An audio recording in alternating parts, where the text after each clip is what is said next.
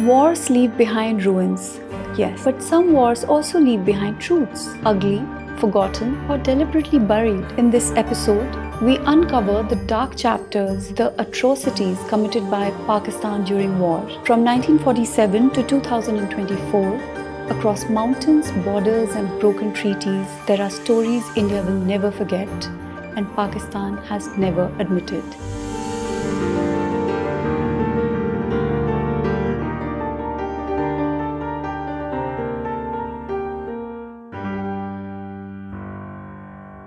In 1947, as India was healing from partition, Pakistan sent tribal raiders into Kashmir. They looted, they murdered, and raped. Even nuns and hospitals weren't spared in Baramulla. An eyewitness in the Baramulla attack quoted, "The raiders came like beasts. We begged for mercy, but they laughed." In 1971, over 3 million were killed in East Pakistan. Women were raped, Hindus targeted, villages wiped. India sheltered 10 million refugees and led a clean, humane campaign for Bangladesh's freedom. Even Pakistani reports like the Hamadur Rahman Commission acknowledged these crimes. In Kargil, Indian soldiers found the bodies of Pakistani intruders. IDs intact, uniforms clear, but Pakistan refused to take them back. We radioed them to come claim their dead bodies. They refused, so we buried them with honor, the honor their own nation denied, said an Indian army officer. Pakistan used soldiers dressed as militants in Kargil. They tortured Captain Saurabh Kalia, whose mutilated body came back with burn marks and broken bones. They broke Geneva Conventions repeatedly. Pakistan has avoided full ratification of key humanitarian laws, allowing them to dodge accountability.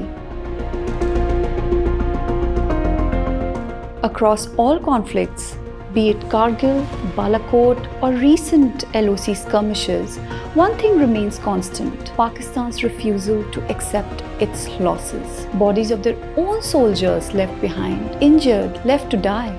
No ceasefire requested, no retrieval missions, just plain denial. When India offered help, medical aid, radio communication, even ceasefire windows, they responded with silence. We carried their dead with more dignity than they would, according to an Indian army officer. India has always fought wars with restraint. We sheltered 93,000 officers in 1971. We gave honorable burials in Kargil. Even today, our army leads with compassion. The Indian soldier fights not just for victory, he fights for values. Today, the battlefield is digital. While Pakistan floods social media with misinformation, India stands by facts, documented war crimes, soldier testimonies, and truth without filters. Pakistan always tries to play the victim card.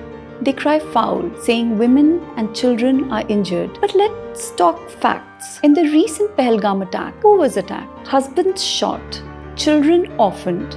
They made widows out of women and left babies without fathers. Is that not targeting women and children? Or are only Pakistani lives worthy of tears in their narrative? And beyond that, are the lives of men not human enough? A soldier, a bus driver, a guard, their blood runs just as red. India doesn't need Pakistan to exist. But Pakistan cannot imagine life without India. India wants peace, growth, technology, but Pakistan's generals want Kashmir and chaos. While Pakistan spends on tanks and terror, India builds satellites, startups, and schools. India is the 5th largest economy. Pakistan pleads with the IMF for funding. Our war isn't just on borders. It's a war of visions, and Pakistan is losing again. A nation that protects terrorists cannot preach about justice.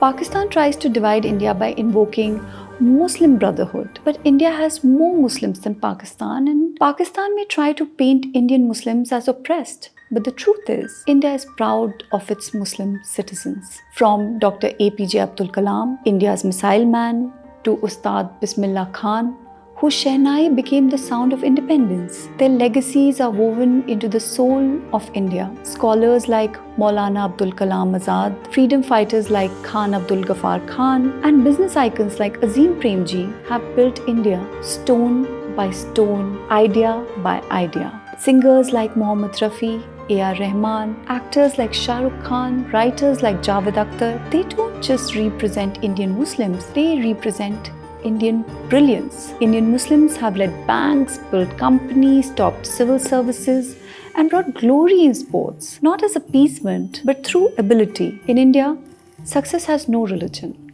and that is our strength. Now let's go global. European countries prefer Indian nationals. Why? Because we work hard, contribute to their economies, respect their culture, and live in peace. These are Christian Western countries, yet Indians are loved and respected not for their faith, but for their values. Now look at Islamic nations, for example, Dubai in UAE, Afghanistan, across the Gulf. Indians are welcomed with open arms, not as Hindus or Muslims, but as Indians. Because our identity isn't built on religious aggression, but on peaceful coexistence. The world sees India as a partner because we don't export hatred, we export harmony. India's Operation Sindoor against Pakistan is a response that is measured, surgical, and fierce. It's not about hate, it's about honor. This operation is India's answer to proxy terror, unprovoked attacks, and cross-border deceit. Our forces are hitting back with precision because enough is enough. Operation Sindoor is proof that we fight not for revenge, but for resolve.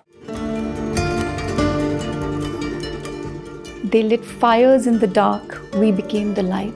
They erased their dead, we engraved respect. They forgot honor, we carried it on our shoulders. India doesn't need to scream. Our silence is filled with stories. Stories that carry dignity, truth, and grit. And the next time someone asks for both sides of the story, ask them who came back for their dead. Share this episode if you believe truth deserves a platform. Comment below which of these stories shocked you the most. And remember, the soldier doesn't choose war, but he never forgets how it was fought. Jai Hind.